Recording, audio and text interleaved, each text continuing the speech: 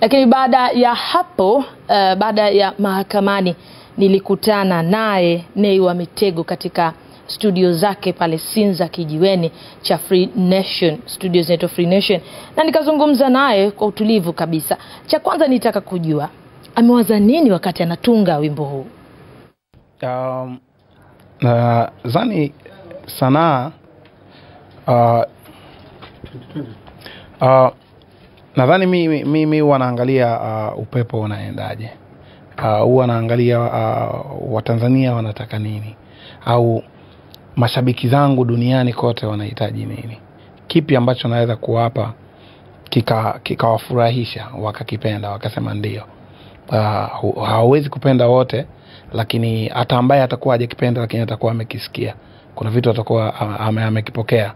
Muziki wangu hauna mipaka, so unaweza nikasema unaweza usifundishe hapa lakini ukafundisha nje kwa hivyo vitu ambavyo vinatokea. Wakati unatunga ulihisi kwa namna yoyote hofu kwamba natunga hili lakini kuna ambalo litanikuta mbele yangu?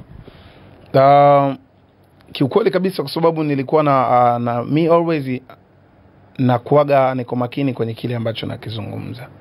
Nasema kama kwenye nyimbo zangu zote wanaangaliaga, je, hiki ni sawa, hiki si sawa, kama kuna makosa ni wapi. Naweza nikaa nimetumia sanaa, lakini naaminigi nikimwelekeza mtu kwa mtu ambaye anaelewa sanaa anakuwa anajua mimi nimezungumza kwa nia gani. Kama nilivyosema, muziki wangu hauna mipaka. Niliwaza hivyo, lakini nikasema no. Kwa wanaopenda haki, kwa watu ambao wanapenda kusikia vitu vya ukweli na wakavipokea kama challenge ya kuendelea kufanya vitu vizuri zaidi, hakuna mtu atakichukia. Swala la kuhofia ni kweli nilikuwa nafikiria wengine wanaweza katafsiri vingine kufuatana na mihemko ya hali ya saizi ambayo ilikuwepo.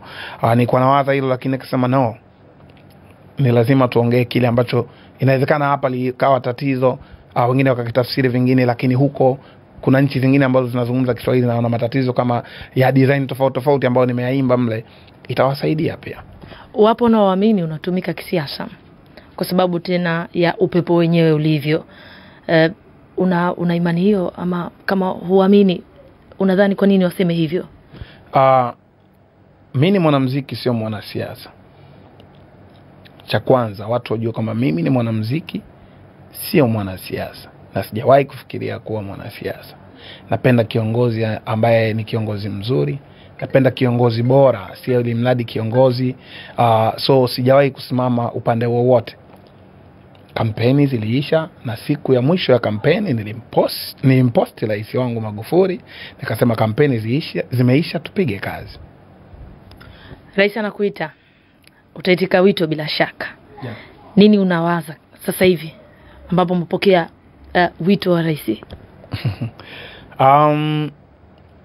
Bado nafikiria, na nimeupokea. Bado nafikiria nini cha kufanya, nini cha kuongea naye endapo nitapata hiyo nafasi ya kuzungumza naye. Nadhani itakuwa ni nafasi nzuri sasa ya kumwelekeza au ya kumwambia vile ambavyo labda Watanzania wanavyo, sisi tunaishi mtaani, wanataka kuona akifanya.